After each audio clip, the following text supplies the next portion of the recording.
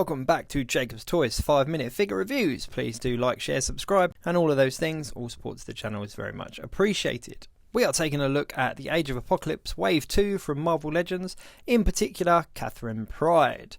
A very welcome addition to this second wave, so let's have a look at her in a bit more detail.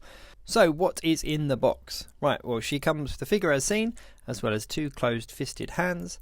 She's got her gauntlets with the 3 claws. Here we go, one for each hand, as well of course as the Build-A-Figure piece. She comes with the biggest piece, which is like the main torso of Colossus, and that is a big old piece of Build-A-Figure. But we'll have a look at him in a later video. Let's focus a little bit more on Catherine Pryde, aka SHADOWCAT. Now the head sculpt is quite cool. Not 100% sure about the expression, but not really going to complain. The only thing I will say is where the new peg that they use, I believe, there's a little bit of a gap there on the back of the head, but it's nothing to massively complain about. The overall sculpt of the whole body is really quite nice. It's all pinless, as you would expect, and the detail's nice. The blue metallic's quite nice. The new belt, the belt is obviously a new mould as well. Yeah, I really like the blue metallic-y colour. The hands obviously just pop off, and the gauntlets come off quite easily without any real trouble at all. Just pop off like that, and if you have a look, they've got the claws retracted there as well, so it's a nice little detail. And you just slide on the clawed gauntlets and a closed fist hand like so, and then there we go. So a little bit of background into this character if you're not familiar with the Age of Apocalypse storyline. So this is obviously Catherine Pryde, and she also goes by the name SHADOWCAT. She was obviously a fighter for Magneto's X-Men. Something quite funny about her in the comic books, well, funny by today's standards, is she actually took up smoking as well, which made her just kind of that little bit more badass in the 90s. So basically, long and short of it is she marries Colossus, so the pair of them actually do get married. She wants to continue fighting, he doesn't want to continue fighting, and so what happens is Magneto recruits the pair of them to train the next bunch of mutants, so the next bunch of mutants that come through, which were the Generation Next. So they become essentially the teachers, or the trainers if you like, teaching them how to fight off Apocalypse and his team. So yeah, so obviously the Build-A-Figure of Colossus is a welcome addition to this particular set, along with SHADOWCAT. So, oh, just fell over there. Let me just stand her up. Yeah, articulation is pretty standard for a figure this size. The accessories, is, you know, I wouldn't want any additional accessories.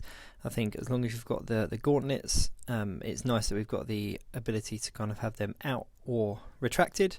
I think I'll probably pose her with maybe one of each. Yeah, I mean, it's not a huge amount to say about her. I really like the colouring. They seem to have kind of nailed the look of her in the comic books. I think I would have preferred a little bit more hair. I think from what I remember from when I read the books, she seemed to have a little bit more hair, but she did have short hair, so it does fit with the character. The colours are all correct, the accessories are all correct. There's not a huge amount to complain about, so overall she's definitely a welcome addition. Smart move that they've put her with the Colossus torso, because I don't think she's one that people would necessarily pick up if they weren't interested in the Age of Apocalypse storyline, because there's not a huge amount to her. But she does make a cool looking figure. The gauntlets definitely looked really cool in the comic books. I think they look a little bit bigger on the figure than they did from what I remember in the comic books. And if I just bring Legion in here just to stand next to her, you can see that she's a standard kind of female buck. There's nothing special. She's not any smaller or any bigger than any other female bucks. And if I put the Colossus torso in there, you can see how small she's going to be in comparison to obviously the giant that is Colossus. The only thing I will say about these gauntlets is, much like Wolverine's claws, they do warp, they do bend. If you have yours that are completely misshapen, then you can obviously apply a little bit of heat and then run it under a cold tap, so a little bit of a hairdryer or a radiator, or even boiling water, and then run it under a cold tap when you've got it in a position that you want it in, and it should hold that pose. However, mine aren't that bad, so I don't actually have to do any of that at the moment.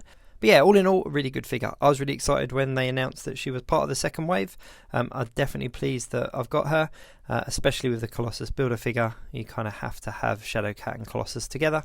So yeah, so she's a nice figure, welcome part of the wave, good accessories, good paint, good sculpt, good articulation, can't really complain. If you're enjoying the 5-minute figure reviews, then please do like, share, subscribe and all of those things, and do check out my page for some of the other reviews for the figures in this wave, and I will catch you very soon.